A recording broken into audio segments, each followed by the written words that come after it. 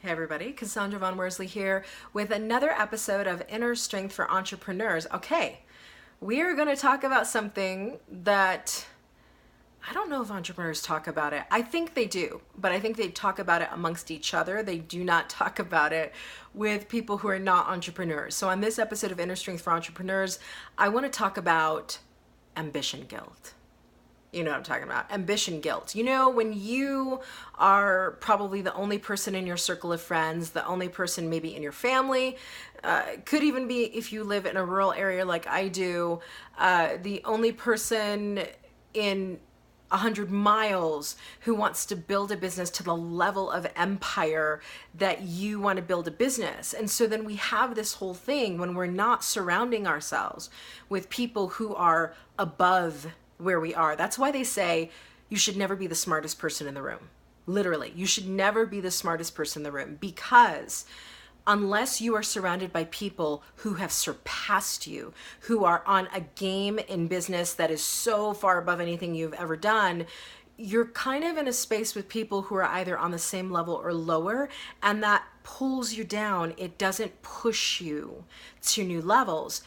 But sometimes you can't avoid that. Sometimes, you know, you can't just divorce your family, right? So there are times when, as entrepreneurs, we have ambition guilt. We have a vision of what we want to create. It is massive. You know, some people start a business and they go, I'm okay if I make $350,000 a year. And some people start a business and they're like, you know, Sarah Blakely at Spanx, and they go, I want to be a billionaire. Not that she said that, but she is one now. And at some point she had to have the vision of that in order to step into that. And so what do you do when you are the most ambitious person in your circle? You are the person who has these wild, crazy dreams and these wild, crazy ideas, and you just want to go after it. And everybody around you is kind of going, you exhaust me with all your vision. You exhaust me. Or they're going, I don't think you're going to be able to do that. I think you're shooting too high. Or they go, well, I'd like to see you pull that off, right?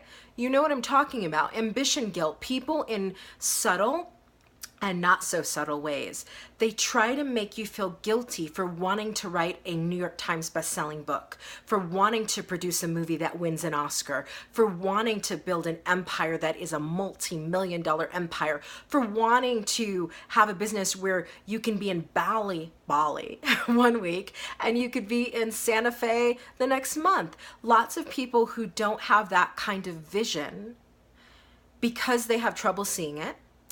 And because, let's get real, on a secret or subconscious or unconscious level, they actually don't want you to get there, because when you get there, you're going to prove to them that it's possible, which means they can no longer use the excuse of why they're not doing what they want to do in the world. You know what I'm talking about. That's a whole other episode. But ambition guilt runs rampant in the entrepreneurial community because we're not in a circle of people who are also entrepreneurs who have far surpassed us. When you're in a group of entrepreneurs, you're in a mastermind with entrepreneurs who are like light years ahead of you. Every time you're in their presence, you're like, I need to up my game. I need to get there. But if you're not in that group, if you're in a circle with people who either are not entrepreneurs, so they work for other companies and they're okay with that, that's where they always plan to be. They want their 401k and their pension and they want to retire.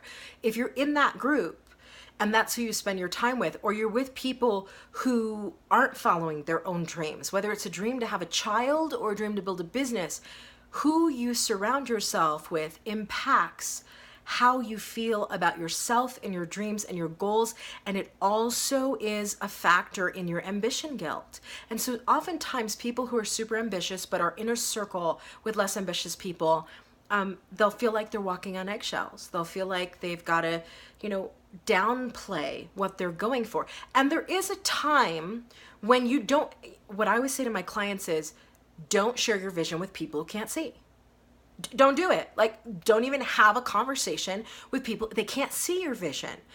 And so sometimes we take that, and then when people ask us who can't see our vision, who we know can't see our vision, they ask us, how's the business going? We go, oh, it's okay. It's all right.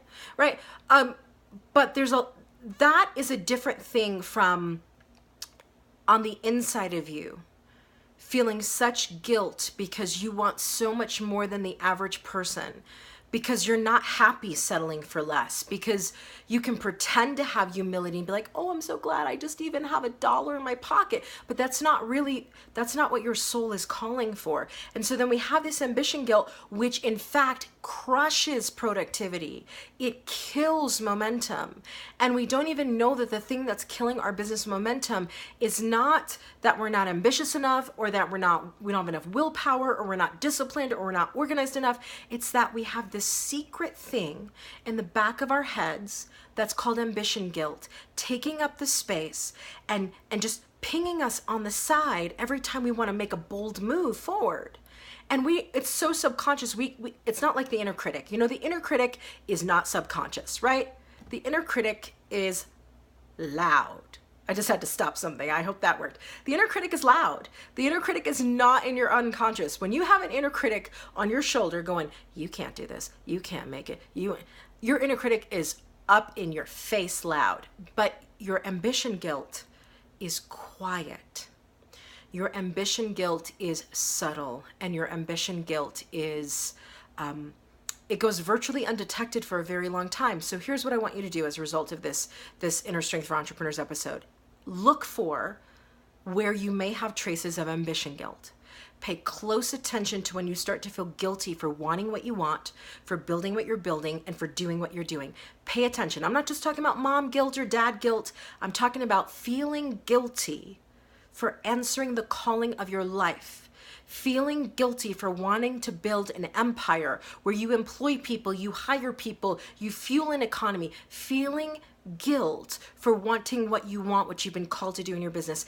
And start to ask yourself questions about, where did that come from? Where did I pick that up? What am I going to do about this guilt? How can I transform this guilt into wisdom and direction and compassion for myself and understanding? And at the same time, how can I say to this guilt, I'm choosing not to listen to you, and I'm choosing not to follow you, and I'm choosing not to be destroyed by you, because my calling is bigger than me, and the impact is not about me. And I cannot afford to have ambition guilt living on the sidelines of my life, driving the car and keeping my tribe from the transformation that they're going to get with me. I can't afford to do that, because I owe it to them to be there for them.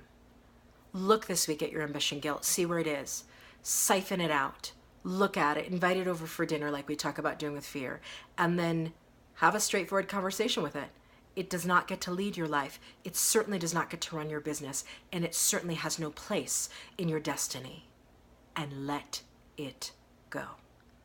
All right, everybody, join the private community, facebook.com/groups/fire your inner critic. I will see you on the next episode of Inner Strength for Entrepreneurs.